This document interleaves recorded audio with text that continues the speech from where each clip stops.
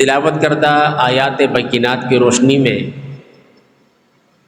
حضور ختمی المرتبت صلی اللہ علیہ وآلہ وسلم کی زندگی کا ایک خوبصورت گوشہ جسے احادیث مبارکہ کے اندر جنگوں والے نبی کا عنوان دیا گیا ہے، حضور اکرم صلی اللہ علیہ وآلہ وسلم کے یوں تو بے شمار نام ہے، لیکن آپ کا ایک نام نبی الملاحم بھی ہے۔ نبی الملاحم کے معنی جنگوں والے نبی کے ہیں۔ حضور اکرم صلی اللہ علیہ وآلہ وسلم نے اپنی زندگی کے 63 سالہ زندگی کے اندر مکمل 63 سال جنگ نہیں کی، غزوات میں حاضر نہیں ہوئے، بلکہ ہمیں روایات میں یہ بات ملتی ہے کہ آپ صلی اللہ علیہ وسلم پر جہاد کو اللہ تبارک و تعالی نے سن 2 ہجری کے اندر فرض فرمایا۔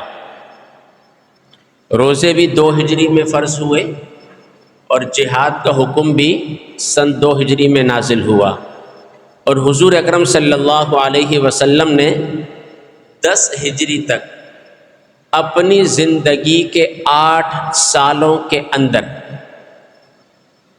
توجہ دیجئے گا، حضور اکرم صلی اللہ علیہ وسلم نے 2 ہجری سے 10 ہجری تک، یہ ٹوٹل 8 سال کا عرصہ بنتا ہے۔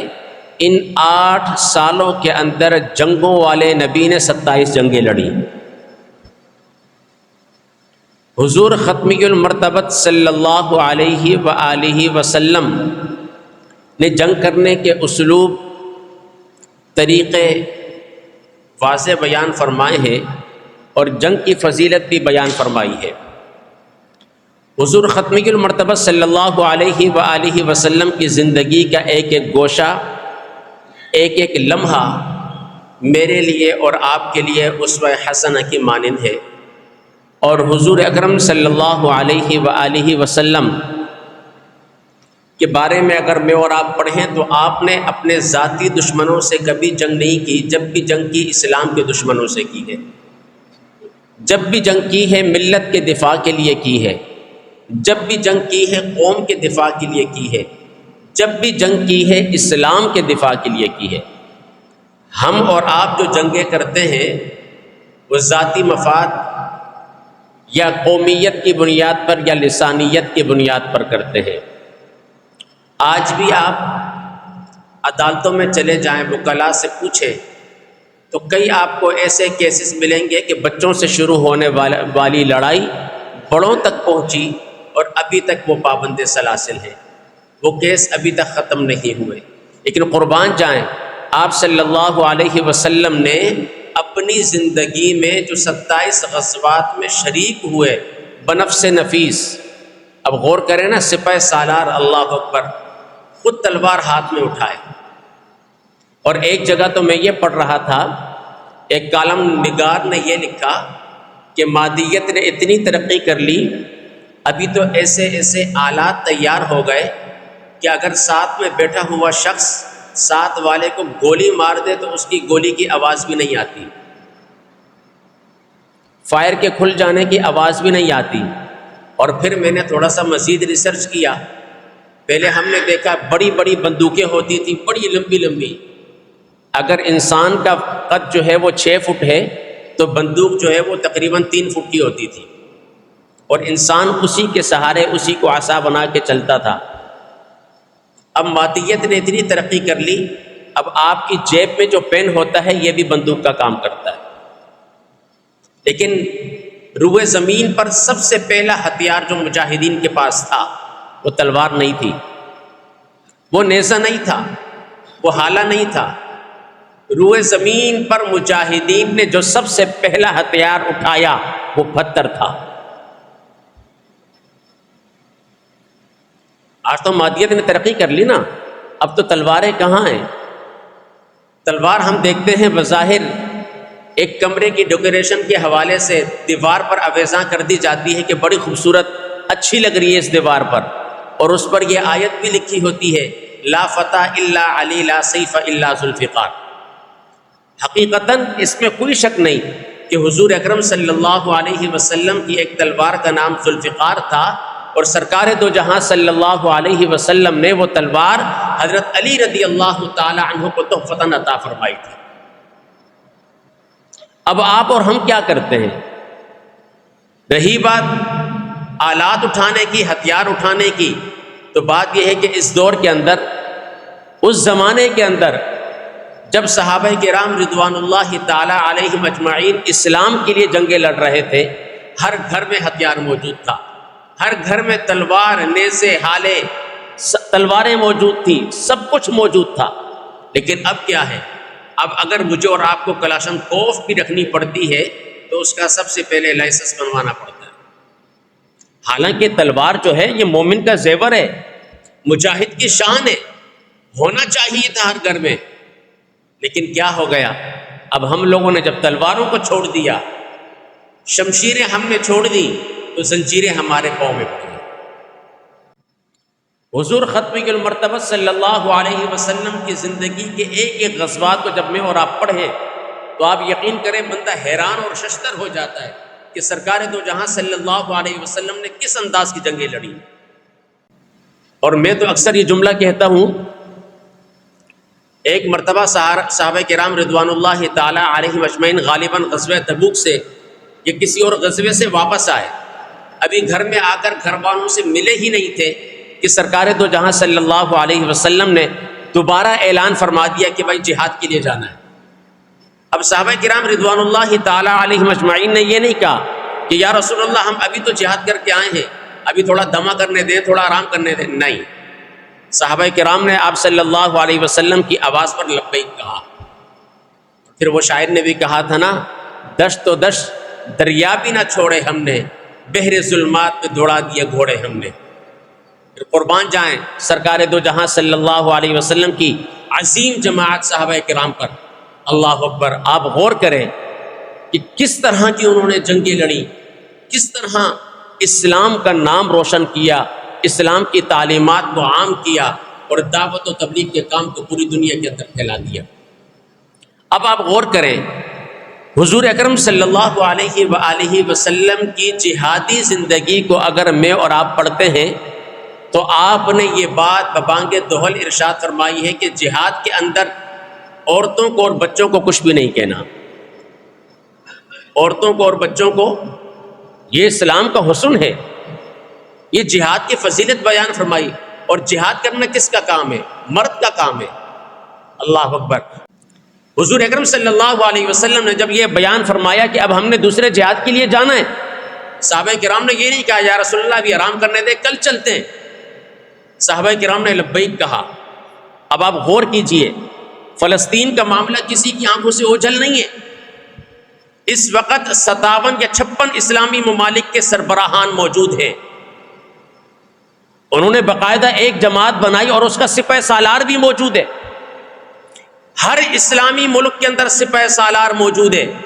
آپ غور کریں نا، میں کل پڑھ رہا تھا ایک جگہ پر، پوری دنیا کے 57 یا 56 اسلامی ممالک کے اندر 73 یا 75 لاکھ فوج کی تعداد ہے۔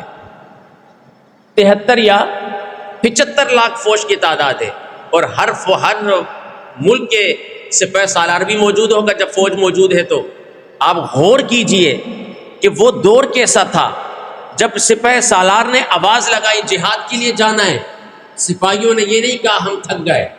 آج معاملہ برعکس ہے، آج ہمارے اندر ایمان تو ہے لیکن غیرت ایمانی نہیں ہے، ایمان تو ہے لیکن نام کا ہے، ایمان تو ہے لیکن کام کا نہیں ہے۔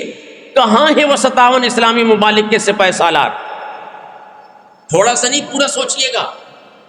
اللہ اکبر۔ وہ دور کیسا تھا؟ سپہ سالار نے آواز لگائی، سرکار دو جہاں صلی اللہ علیہ وسلم نے، صحابہ نے لبیک کہا۔ آج عام سپاہی تو دور کی بات، رعایا صدائیں دے رہی ہے، کہاں ہیں ہمارے سپہ سالار؟ کہاں ہیں؟ کسی کا ضمیر نہیں جاگا، کسی کا ضمیر نہیں جاگا۔ 56-57 اسلامی ممالک کے سربراہان کے ضمیر نہیں جاگے۔ سوچیں، سپاہیوں نے نہیں کہا، رعایا نے کہا کہاں ہیں ہمارے سپہ سالار؟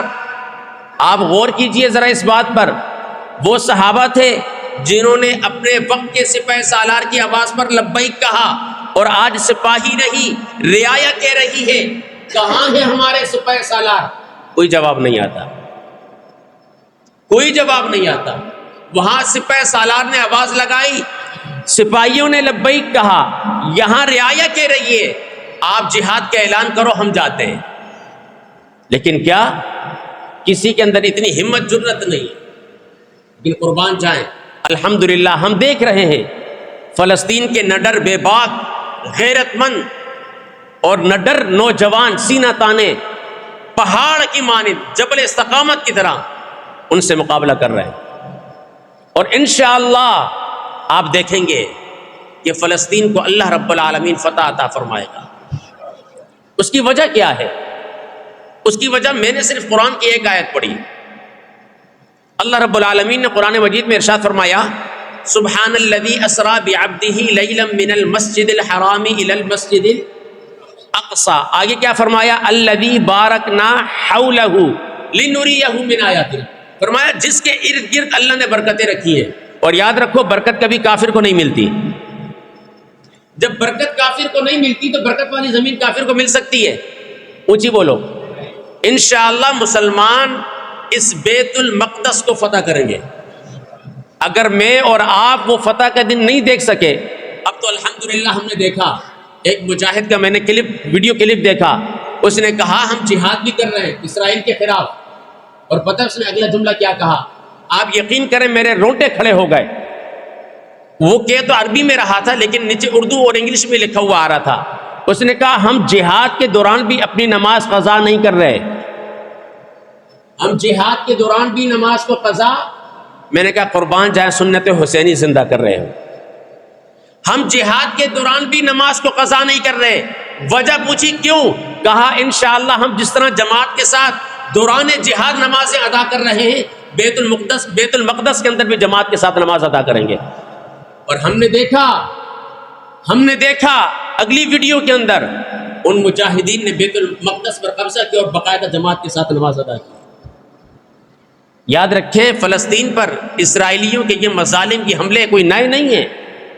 میں اور آپ دیکھتے ہیں ہر بار وہ ماہ رمضان المقدس کے بابرکت مہینے کے اندر وہ مسلمانوں پر حملہ آور ہوتے تھے۔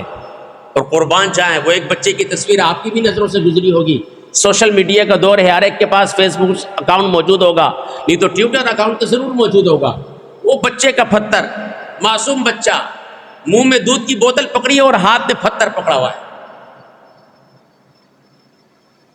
اور نیچے ایک نے لکھا کہ تیرا یہ پتھر 57 اسلامی ممالک کے سربراہان کو غیرت کا درس دے رہا۔ آج ہم نے کیا کیا؟ وہ تو توپوں، میزائلوں اور بندوقوں، کلاشن کوفوں کی آوازوں میں پلے بڑے جوان ہیں۔ وہ بندوقوں اور کلاشن کوفوں سے گھبرانے والے، ڈرنے والے نہیں ہیں۔ اگر ان کے پاس اسلحہ نہ ہو تو کیا کرتے؟ یہ سب سے پہلا ہتھیار مجاہدین کا روئے زمین پر کون سا تھا؟ میں نے پہلے بتایا کون سا تھا؟ پتھر تھا۔ بچے نے وہ پتھر اٹھایا۔ کافر ہے تو شمشیر پہ کرتا ہے بھروسہ، مومن ہے تو بے تیغ بھی لڑتا ہے سپاہی۔ کافر ساز و سامان آلات پر بھروسہ کرتا ہے۔ اور اگلی بات آپ دیکھیں، قربان جائیں ان مجاہدین کے ایمان پر۔ میں تو کبھی کبھار کہتا ہوں کہ ان مجاہدین کے ایمان کے تبسط سے اپنے ایمان کی حفاظت کی دعا مانگو۔ روئے زمین پر مادیت نے ترقی کی۔ آپ نے افغانستان کی تاریخ آپ کے سامنے، کس انداز سے صدر بش کے دور کے اندر میزائل داغے جاتے تھے، مساجد اور مدارس کو پاکستان کے اندر بھی نشانہ بنایا گیا۔ وزیرستان کوئی دور نہیں ہے، ایک ایک مدرسے کے اندر 107 کے قریب حفاظ کرام کی ختم قرآن کی تقریب کے اندر تھے، اس پر میزائل داغا گیا اور سارے ننھے حفاظ جنت کو چلے گئے۔ یہ تاریخ ہے ہمارے پاکستان کی۔ ہم لوگ نا بلد نا آشنا ہو جاتے ہیں، ایسا نہ ہوا کریں۔ اور یاد رکھیں جہاد نہ سب سے بہترین عبادت ہے۔ جہاد کیا ہے؟ سب سے بہترین عبادت ہے۔ میں ان مجاہدین کو دیکھ رہا تھا، انہوں نے تو روئے زمین پر جس انداز میں مادیت نے ترقی کی اور جہاد کے آلات تیار کیے، انہوں نے سب کو شکست کی موت مار دیا۔ اب آپ غور کریں وہ کیسے؟ قربان جائیں وہ پیراشوٹ کے ذریعے اترے. آپ کو معلوم ہے نا بندہ میدان جہاد میں جائے تو کیا ہوتا ہے, یہ شہید ہو جاتا ہے یا غازی بن کے واپس آتا ہے. اور اگر مجاہدین پیراشوٹ کے ذریعے اتر رہے ہوں, آپ کبھی غور کریں نا, مجاہدین پیراشوٹ کے ذریعے اتر رہے تھے. آپ نے تاریخ میں کہیں پڑھا کہ مجاہدین پیراشوٹ کے ذریعے اترے ہوں, اور وہ بھی دشمن کے ملک کے اندر, اور وہ بھی دشمن کے مین پوائنٹ کی گڑھ پر. یہ کیا تھا؟ یہ طاقت ایمانی تھی ان کے اندر. یہ کیا تھی؟ غیرت ایمانی ان کے اندر موجود تھی. ان کے رگوں کے اندر خون حسینی دوڑ رہا تھا. جس نے یہ نہیں کہا کہ دشمن سے ڈرنا ہے, جس نے یہ کہا کہ دشمن کا مقابلہ کرنا ہے. اور الحمدللہ یاد رکھو, جب بندہ جنگوں میں جاتا ہے یا تو فتح یاب ہو کر لوٹتا ہے یا پھر شہید ہو جاتا ہے. اور یاد رکھے بندہ شہید ہو جائے میدان جہاد کے اندر تو حضور اکرم صلی اللہ علیہ وسلم نے ارشاد فرمایا اس کا ٹھکانہ جنت ہوتا ہے.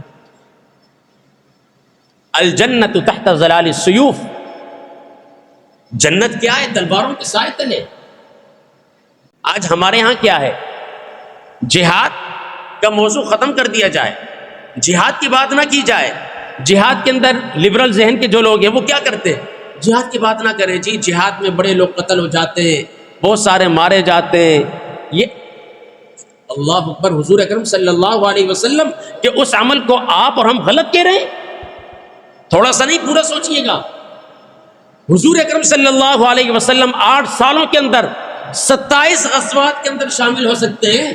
میں اور آپ اپنی زندگی کے 60 سال میں ایک جہاد میں شریک نہیں ہو سکتے. سوچئے گا. اور قربان جائیں, میں نے تاریخ میں ایک واقعہ یہ بھی پڑھا کہ سلطان صلاح الدین ایوبی کیسا غیرت مند تھا. اسے کسی نے بتایا کہ حضرت ہمارے اس علاقے کے اندر ایک عالم دین آئے ہیں, بڑا پرنور چہرہ ہے, بڑی لمبی داڑھی ہے, بڑا زبردست جبہ زیب تن کرتے ہیں اور بڑا امامہ سر پہ باندھتے ہیں. قربان جائیں, اب صلاح الدین ایوبی کے جو جاسوس تھے نا, ہر جماعت کے اندر, ہر حکومت کے اندر ہوتے, جسے آج کی زبان میں مخبر کہا جاتا ہے. جاسوس کا لفظ تھوڑا سا بدنام کر دیتا ہے, اگلے کو سنتے ہی برا لگتا ہے. مخبر کہا جاتا ہے. یہی ہوا, سلطان صلاح الدین ایوبی نے اپنے جاسوس چھوڑے اور کہا کہ بھائی ذرا دیکھو, جس عالم کی اتنی شہرت ہے, جاؤ ذرا اس کی محفل پہ بیٹھو, اس کے مجلس پہ بیٹھو, وہ کس انداز کی گفتگو کرتا ہے. میں آج کے لبرل ذہنوں کی جو ہے نا ذہن سازی کرنا چاہ رہا ہوں. سنیں, تھے تو وہ آبا ہمارے ہی مگر تم کیا ہو, ہاتھ پہ ہاتھ دھرے منتظر فردا ہو. اللہ اکبر. سلطان صلاح الدین ایوبی نے جب اپنے جاسوس چھوڑے اور جاسوسوں نے پوری جانچ پڑتال کی, پھر سلطان صلاح الدین ایوبی نے ایک دن بلا کر پوچھا, ہاں بھائی بتاؤ, وہ عالم دین جو اس وقت اتنا مشہور ہے کیا گفتگو کرتا ہے؟ کہا وہ کہتا ہے جی بچوں کو اچھی تعلیم دینا جہاد ہے. غور کیجئے گا, بچوں کو اچھی تعلیم دینا جہاد ہے. بولا پھر اور کیا کہتا ہے؟ کہا کہ اہل و عیال کا خرچہ کرنا, ان پر خرچہ کرنا بھی جہاد ہے. کہا اور کیا کہتا ہے؟ کہتا ہے کہ ماں باپ کی خدمت کرنا جہاد سے بھی افضل ہے. سلطان صلاح الدین ایوبی نے کہا اچھا, وہ اس قسم کی گفتگو کرتا ہے. سلطان صلاح الدین ایوبی نے اپنا حلیہ بدلا. ایک دن اس عالم دین کی, جو عالم دین کا روپ دھار کر بیٹھا ہوا تھا, گئے, نشست برخاست ہوئی, اس سے مصافحہ کیا, پھر اس سے سوال کیا آپ جہاد کے بارے میں کیا کہتے ہیں؟ اس نے جہاد کے بارے میں وہی باتیں بولی جو جاسوس لے کر آئے تھے. سلطان صلاح الدین ایوبی نے کہا جب ماں باپ کی خدمت کرنا جہاد سے افضل ہے, بچوں کی عمدہ تعلیم دینا جہاد ہے, تو مجھے یہ بتائیے بیت المقدس پھر فتح کیسے ہوگا؟ سلطان صلاح الدین ایوبی کے اس سوال نے اس عالم دین کا لبادہ اوڑا ہوا جو شخص تھا اس کو پورا کا پورا ہلا دیا. اس نے دیکھا اور فٹ کر کے کہا کہ بیت المقدس دعاؤں کے ذریعے فتح ہوگا, بیت المقدس دعاؤں کے ذریعے فتح ہوگا, مسجد اقصی دعاؤں کے ذریعے, مناجات کے ذریعے فتح ہوگی. روایات میں لکھا ہے کہ سلطان صلاح الدین ایوبی نے اور کچھ نہیں کیا, اپنی تلوار نکالی اور اس کی ایک انگلی کاٹی، ایک انگلی کاٹی. کہا کہ بتا تو کس کا بھیجا ہوا ہے؟ کہا جلدی بتا. اس نے کہا میں یہودی ہوں. کیا کہا؟ ہاں، اس نے کہا میں یہودی ہوں، میں نے باقاعدہ پوری ٹریننگ حاصل کی ہے اور ہمیں یہ ٹاسک دیا گیا ہے کہ مسلمانوں کے درمیان میں سے جہاد کا عنوان ختم کرنا ہے. سلطان صلاح الدین ایوبی نے کہا ابھی تو میں نے تیری ایک انگلی کاٹی ہے، اگر تو یہ بات نہ بتاتا تو میں تیری گردن بھی اڑا دیتا. آج ہمارے لبرل ذہن کے کچھ ایسے لوگ ہیں جنہوں نے کوشش کی پوری، حالانکہ اسکولوں کے نصاب سے انہوں نے سورہ انفال کو نکال دیا. میں خود 13 سال تک اسکول ٹیچنگ کرتا رہا، میں نے خود 13 سال اسکول کی ٹیچنگ کی ہے، سورہ انفال میں نے پڑھائی ہے، مجھے پتا ہے اس کے اندر جہاد کا تذکرہ موجود ہے. لیکن اب 3 سال 4 سال ہونے کو ہیں، اب وہ عنوان ہی ختم کر دیا. اسلامیات کا پورا چیپٹر ہی، پورا پیریڈ ہی ختم ہو گیا میٹرک کلاس سے، اس کی جگہ کمپیوٹر آ گئے. اب آپ سوچیں ہمارے بچوں کو کون بتائے گا کہ جہاد کرنا عبادت ہے؟ ہمارے بچوں کو کون بتائے گا کہ حضور ختمی المرتبہ صلی اللہ علیہ وسلم جنگوں والے نبی ہیں؟ ہمارے بچوں کو کون بتائے گا کہ ہمارے نبی نے بھی تلوار اٹھائی ہے؟ ہمارے بچوں کو کون بتائے گا کہ نبی نے اسلام کے لیے تلوار اٹھائی بھی اور تلوار چلائی بھی ہے؟ کون بتائے گا؟ جب ہم کہیں کہ نہیں جی جہاد کی بات نہ کریں تو پھر کون کرے گا؟ نبی الملاحم جنگوں والے نبی، قربان جائیں. ہمارے نبی کے اخلاق کے بارے میں جب پوچھا جائے اور جب اس طرح کی بات کی جائے، اور آپ بعض دفعہ دیکھیں جب بھی کافروں نے مسلمانوں پر حملہ کیا، مسلمانوں کے اندر کافروں کے دلال، کافروں کے ایجنٹ، ڈالروں اور پاؤنڈوں پر پلنے والے، انہوں نے کہا اسلام امن کا درس دیتا ہے. انہوں نے یہی کہا اسلام. یاد رکھو جب بلال حبشی کو گرم ریت پر لٹایا گیا نا تو اسلام امن کا درس نہیں دیتا. جب نبی کریم صلی اللہ علیہ وسلم کے گستاخ کے بارے میں حضور نے فرمایا نا اگر میرا گستاخ کعبے کے پردے کے پیچھے بھی ہو تو اسے وہیں پر قتل کر دو. حالانکہ کعبہ کیا ہے؟ امن کی جگہ ہے نا، وہاں پر آپ چونٹی بھی نہیں مار سکتے حالت احرام میں، سر کی جو بھی نہیں مار سکتے. لیکن حضور نے کیا ارشاد فرمایا؟ میرے گستاخ کو دیکھو تو کیا کرو، اگر وہ کعبے کے پردے کے پیچھے بھی ہو تو اسے وہاں پہ قتل کر دو. آج ہم کیا کرتے ہیں؟ جہاد کی بات، ارے بھائی آپ کدھر پرانے دور میں جا رہے ہیں؟ مادیت نے ترقی کر لی. ہم مانتے ہیں مادیت نے ترقی کر لی، لیکن یاد رکھو مادیت جتنی ترقی کرے ان سے کہہ دو کہ ہم اپنے نبی کے مشن کو نہیں چھوڑ سکتے، ہم اپنے نبی کے راستے کو نہیں چھوڑ سکتے. اور یاد رکھو دشمن جس انداز میں مسلمانوں کے سامنے آئے گا مسلمان اسی انداز میں اس کو جواب دیں گے. ہم نے دیکھا کہ آج مسلمانوں کا دشمن ہر گھر کی دہلیز میں موجود ہے. یہ بات نوٹ کیجئے گا. اب آپ حیران ہوں گے مسلمانوں کا دشمن گھر کی دہلیز پر کیسے موجود ہے؟ اب تو اتنی ترقی ہو گئی ہر ہاتھ میں موجود ہے. یہ ٹی وی چینل کیا چیز ہے؟ ایک دور وہ تھا جب علماء کرام کے ٹی وی چینل نہیں ہوتے تھے، باقاعدہ علماء کا فتویٰ تھا، مصر کے عرب کے علماء کا فتویٰ تھا کہ ویڈیو اور تصاویر بنانا حرام ہے. لیکن جب دیکھا کہ اب دشمن ہمارے ایمانوں کو متزلزل کر رہا ہے، دشمن ہمارے ایمانوں کا چراغ ہمارے دلوں سے بجھا رہا ہے، پھر علماء نے بیٹھ کر آپس میں مشاورت کی کیا کیا جائے. کہا اگر دشمن ٹی وی چینل بنا کر اپنے پیغام کو عام کر رہا ہے تو ہمیں حضور کا پیغام عام کرنے کے لیے ٹی وی چینل بنانا چاہیے. اب ٹی وی چینل جب بننا شروع ہو گئے کافروں کو پتہ چل گیا اب کیا کیا جائے. انہوں نے کہا چلو یوٹیوب کے ذریعے پھیلاؤ. اب یوٹیوب کے ذریعے جب عام کیا گیا، ایک دور وہ تھا ٹی وی چینل کو حرام قرار دیا گیا، لیکن جب دیکھا کہ دشمن اس زاویے سے حملہ آور ہو رہا ہے، مسلمانوں کے ایمان کو ختم کر رہا ہے، پھر علماء کرام نے اپنے یوٹیوب چینل بنائے. یوٹیوب چینل بنانے کا علماء کا مقصد ہی یہ کہ جہاں پر کافروں کا پیغام سن کر آپ حیران اور پریشان ہوتے ہیں نا، وہاں پر اپنے عالم دین کی گفتگو بھی سنیں، آپ کا ایمان کا لیول اونچا ہو جائے گا. یہ اس لیے ٹی وی چینل بنائے جاتے ہیں، اس لیے یوٹیوب چینل بنائے جاتے ہیں، اس لیے فیس بک اکاؤنٹ علماء کرام بناتے ہیں. یہ آپ کی آسانی کے لیے، تاکہ آپ کو پریشانی کا سامنا نہ ہو.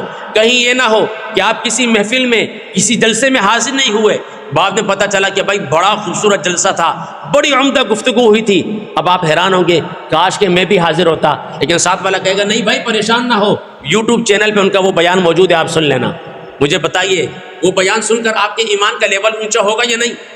الحمدللہ ہوگا. مادیت بڑی ترقی کر رہی ہے, ملکوں کی خبریں سیکنڈوں میں آپ کے پاس میرے پاس پہنچ جاتی ہیں. لیکن میرا سوال آپ سے یہ ہے کہ کیا جب وہ خبریں آپ تک مجھ تک پہنچتی ہیں تو آپ کی اور میری غیرت ایمانی جاگتی ہے؟ میں نے تو تاریخ کے اندر ایک واقعہ یہ بھی پڑھا, آخری بات اپنی گفتگو ختم کرتا ہوں. میں نے تاریخ کے اندر ایک واقعہ یہ بھی پڑھا کہ رومیوں نے ایک مسلمان سپاہی کو گرفتار کیا اور اس کو اپنے جرنیل کے سامنے پیش کیا. جرنیل اس سے سوال جواب کرنے لگا. جب سوال جواب کرنے لگا تو وہ مسلمان جو سپاہی تھا اس کے دل میں عشق نبی مجسم تھا, اس کے وجود کے اندر خون حسینی دوڑ رہا تھا. اللہ اکبر, آپ غور کریں, وہ اس جرنیل کے سوالوں کے جواب ببانگ دہل غیرت کے ساتھ دے رہا تھا, اور اس انداز میں بات کی کہ پورے مجمع کے اندر, پورے اس دربار کے اندر جرنیل کو ایسا لگا کہ میری توہین ہونے لگی ہے. جرنیل اٹھا اور اس نے اس مسلمان سپاہی کے منہ پر تھپڑ رسید کیا. یہاں پر تو وہ کہا نا کہ سچ بولوں تو زمانے کو کھٹکتا ہے, چپ رہوں تو اندر کی بغاوت مار دیتی ہے. اور ایک نے تو کہا تھا پتھر لگیں گے تجھے ہر سمت سے آ کر, پتھر لگیں گے تجھے ہر سمت سے آ کر, ارے یہ جھوٹ کی دنیا ہے یہاں سچ نہ کہا کر. آج یہی حال ہے, سچ بولے تو کہتے ہیں میرے ساتھ بدتمیزی کر رہے ہو. اگر غیرت کے ساتھ بات کرو, غیرت ایمانی آپ کے اندر موجود ہو, گفتگو کرو, کہتے ہیں آپ کو تمیز نہیں ہے بات کرنے کی. بولا الحمدللہ جو تمیز ہمیں وہ آپ کو بھی نہیں ہے. یاد رکھو غیرت ایمانی ہو, نبی کی ناموس کا معاملہ ہو, صحابہ کی ناموس کا معاملہ ہو, قرآن کے تحفظ کا معاملہ ہو, اہل بیت کا معاملہ ہو, اولیاء کاملین کی عظمت کا معاملہ ہو, پھر ہم سر جھکا کر نہیں, پھر ہم سر اٹھا کر بات کریں گے. پھر ہم ہاتھ باندھ کر نہیں, ہم سینہ تان کے بات کریں گے. اس لیے کہ نبی کی محبت سے بڑھ کر دنیا میں کوئی چیز نہیں ہے. نبی کی محبت سے بڑھ کر دنیا میں کوئی چیز نہیں ہے. اس جرنیل نے جب تھپڑ مارا, اس وقت کے ایک امیر کو پتہ چلا, مسلمانوں کے امیر کو پتہ چلا, وہ جس علاقے میں موجود تھے. اب مسلمانوں کے امیر نے اس جگہ کے گورنر کو کہا کہ ہمیں یہ جرنیل ہاتھ پیچھے باندھنے کے بعد ہمیں چاہیے, ہم قصاص لیں گے. قرآن کا فیصلہ ہے, قرآن کا یہ قانون ہے, خون کا بدلہ خون ہے. اللہ اکبر. اب وقت کے امیر نے جب یہ اعلان کیا تو گورنر گھبرا گیا, پریشان ہو گیا, اور وہ جرنیل تک جب یہ بات پہنچی خطوط کے ذریعے, وہ جرنیل بھی گھبرا گیا. اس نے کہا مسلمان تو اپنے قول سے پیچھے ہٹنے والے نہیں ہیں, یہ جو بولتے ہیں وہ کر کے دکھاتے ہیں, یہ جو بولتے ہیں وہ کر کے دکھاتے ہیں. اب یہی ہوا.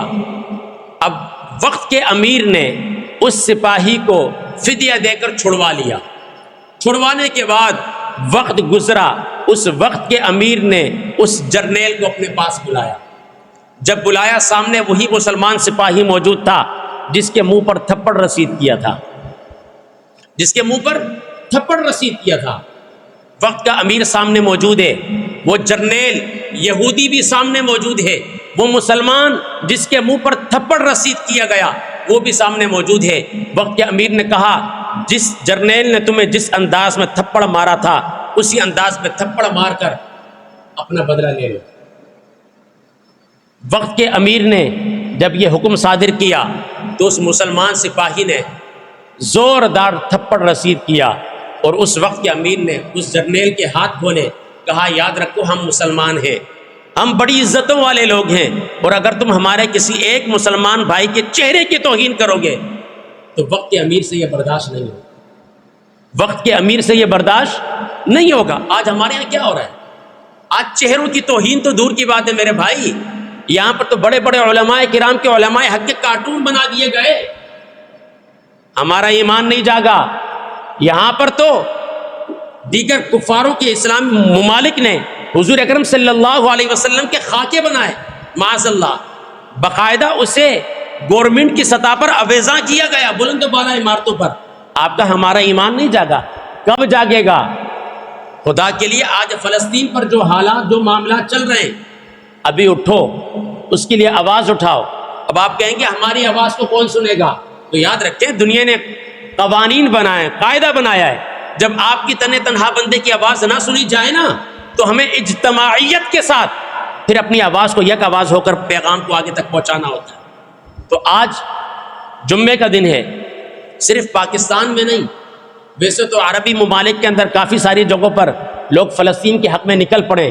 اور یاد رکھیں الحمدللہ سید زادوں نے، سید بادشاہوں نے، وقت علماء حق نے یہ اعلان کر دیا کہ یاد رکھو آپ بارڈر کھولو، جہاد کے لیے سب سے پہلے ہم تیار ہیں. کہا جہاد کا اعلان کرو، 5 لاکھ بندہ ہم دیتے ہیں. اس لیے کہ جہاد کرنا میرے نبی کی سنت ہے.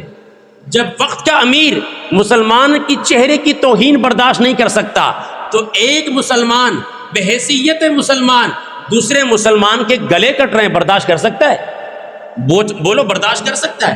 تو خدا کے لیے اٹھو، جاگو، نبی کی سنت پر عمل کرو. اور کوئی سوال کرے نا بھائی تلوار کیوں اٹھا لی؟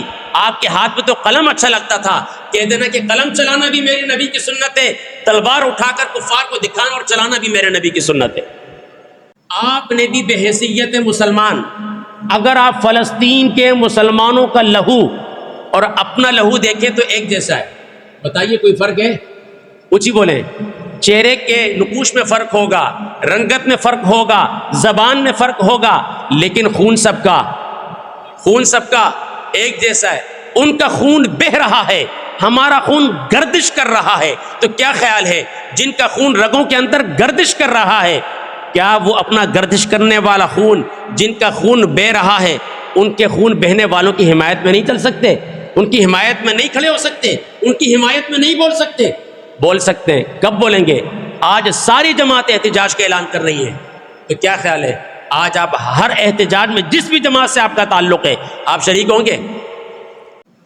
اب دیکھیں نا وہاں پر بھی فلسطین کے اندر کتنے سارے لوگ تھے، وہ بھی کاروبار کر رہے تھے، لیکن ان کو کیا پتا تھا کہ یہ کافر الکفر ملت واحدہ بن کر مسلمانوں پر اس طرح ٹوٹ پڑیں گے. اور آبادیوں کے اندر انہوں نے میزائل داغے، آبادیوں کے اندر. اور یاد رکھو ہمارے مسلمان شہر بھی کسی سے کم نہیں ہیں، وہ اشداء علی الکفار کا مظہر عتم بن کر مقابلہ کر رہے ہیں. اور ایک فلسطینی مجاہد نے کہا تھا جب تک ہمارا ایک بھی بچہ زندہ ہے ہم فلسطین کی مقدس دھرتی یہودیوں کو نہیں دیں گے. ہم فلسطین کی مقدس زمین یہودیوں کو. اور مجھے اور آپ کو تو پتہ ہی نہیں چلتا، کبھی PIA کا ادارہ چلے جاتا ہے، کبھی نہ جانے کون کون سی زمین چلے جاتی ہے. خدا کے لیے ہوش کے ناخن لیں. کہا کہ وقت پہ کافی ہے، ایک قطرہ آب خوش ہنگام کا، جل گیا کھیت برسا می تو پھر کس کام کا. آؤ آج یہ عہد مصمم کرو، ہم اپنے فلسطینی مسلمان بھائیوں کے ساتھ کھڑے ہیں. کھڑے ہو نا؟ آواز آنی چاہیے. کھڑے ہو؟ تو میں نعرہ لگانے لگا ہوں تاکہ آپ کی غیرت ایمانی تو جاگے نا. یہ در و دیوار تو قیامت کے دن گواہی دے. لبیک لبیک، اور آواز سے لبیک لبیک لبیک لبیک، الجہاد الجہاد الجہاد الجہاد.